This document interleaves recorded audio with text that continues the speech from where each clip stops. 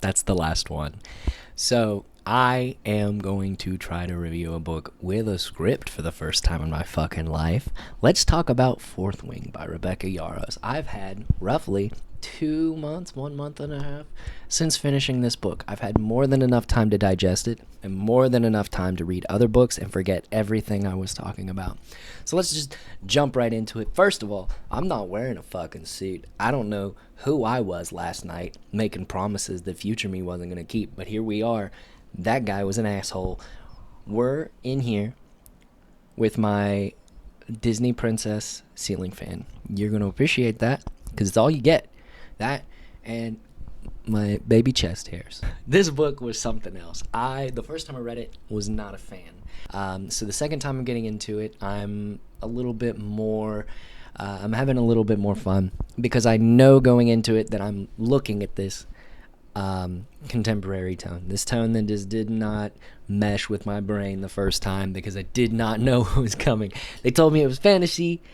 I expected some thousand dits and dudes, and I just wasn't getting any. Nobody even talked about a fucking dais. Not one time. The story follows Violet. Her piece of shit mom makes her go to military academy even though her bones are made of glass. And it's like she no sooner than gets through the fucking door at this military academy and Dain fucking douchebag shows up and he's like, hey girl, every day that you come in here is another day that you have an opportunity to die. Dealing with his dumbass. And then like the first classes they put her in are whoop 'em up classes. You're gonna tell me you're gonna put this woman in a fucking classroom where the entire goal of the class is to beat the shit out of each other. Her bones are made of glass. So you know what she does? And I fucking love this. She starts making poison to bring with her to class. And the school's like, well, in real, fuck it. They all might die in year one anyway. Okay. So, you know, the fucking goblet of fire is filled with poison this time. And so we're getting through that, da-da-da-da-da, and she makes a few enemies because they're like, glass bones, you made it too far. Real fucking mustache twirling shit here from the fucking nobles. She's a noble too, so they're really just fucking bullies. Anyway, it's class warfare, but like, it's lateral, so I don't feel as bad. So she makes it through this. They get to the day they're supposed to be, we're gonna go get dragons. And guess what? She gets 2. She's the first person in fucking history to get 2 dragons. I'm glad the book's about her and not about Zayden's boring ass. The fucking rebel. No, it's about girl with glass bones who for some reason is deemed worthy enough to be the first person in all of recorded and written military history to claim 2 dragons that we know of in book 1. And so I'm gonna burp. And I just, with all of that power that just came out of me, think that was the dumbest decision you could have made in this book. Maybe if Town was hanging out with the small dragon and the small dragon was learning the whole time, that'd be one thing, and we build up to this. But instead, it's like, main character shows basic empathy, and dragons haven't seen that in 1,000 years. What? Anyway, that's a knock against the book, and here comes another. Not a fan of the magic system.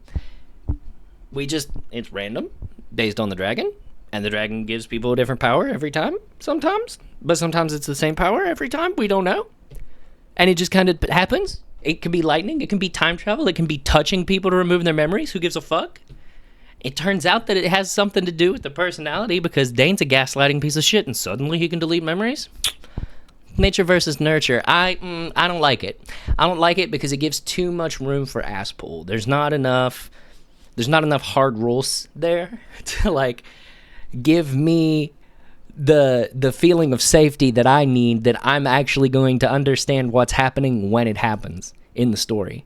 Because if some shit just happens and I can't deduce why it happened other than the author needed it to happen, which I get, every book the author needs things to happen. But if that shit is just, this person has life recovering abilities because our main character died, yeah, that is an ass pull, and it's gonna happen because of the way that the magic system is just set up to be random.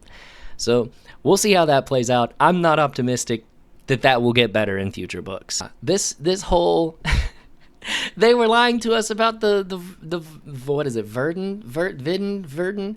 I'll look up the word later. I, for whatever reason, didn't write that down in my fucking notes. So the government's been hiding wyverns, but then suddenly we're just getting jumped by a fucking 100?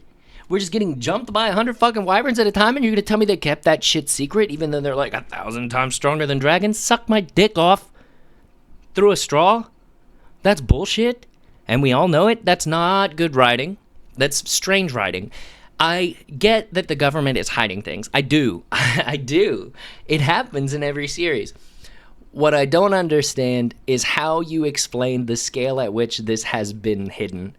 That is a feat of astronomical proportions. And you can't tell me that everybody involved in one of these, I'm just going to say, Vorin fucking raids has shut up and kept their mouth shut. It's not possible. Unless they've got a whole fucking crew of people like Dain out there gaslighting everybody that went to war.